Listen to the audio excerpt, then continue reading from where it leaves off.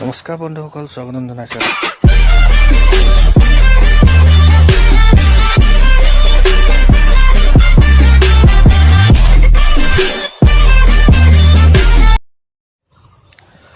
নমস্কাৰ বন্ধুসকল, স্বাগতম জনাইছোঁ এটা নতুন ভিডিঅ'লৈ। আৰু আপোনালোকে এটা কথা গম পায়নে, প্ৰায়ভাগ মানে এতিয়া কৰ্মচাৰীয়ে মানে কামৰ পৰা যে বহিষ্কাৰ ওলাই আহে। কি কাৰণে ওলাই আহে?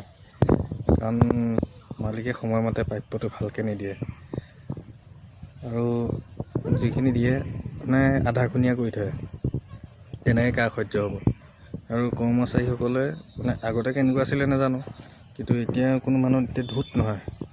গতিকে কৰ্মচাৰীসকলে এতিয়া নিজৰ চলিবৰ কাৰণে তেওঁলোকে কাম একদম পূৰা মন পুতি কাম কৰে। কোনো মানে তাতে সেই আগৰ নিচিনা 2 নম্বৰী ধান্দা নাই।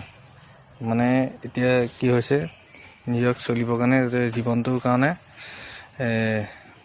কাম কৰে দেই। তাত যদি পইচা পাতি খেলি মেলি কৰে, কোন কৰ্মচাৰী থাকিব? খুব বেছিয়ে 4 মাহ ধৈৰ্য ধৰিব, তাৰপিছত কাম নকৰে। আকৌ সেইবিলাক মালিকে কি কৰেগৈ, মালিকে গৈ পেলাই বেলেগক কৰেগৈ। এতিয়া সোধে নহয়, আপোনালোকৰ ইয়াত যে ল'ৰা এটা আছিল সেইটো কেনি গ'ল? তাৰপৰা কয় সি এইবোৰ পলালে, এইবোৰ কাম কৰিব নোৱাৰে আমুক। কিন্তু কথাটো ভুল। মোৰ ক্ষেত্ৰতো হৈছে কাৰণে মই একদম সত্য কথা কৈছোঁ।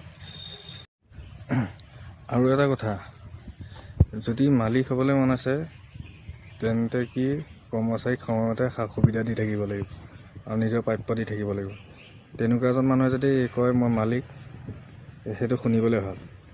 এনেই পইচা পোৱাৰ পাছত যদি দিবলৈ টান পায়, সেইবোৰ মালিক নহয়। মালিকৰ শাৰীতে নপৰে। গতিকে কথাটো সঁচা নে মিছা কমেণ্ট কৰি জনাব।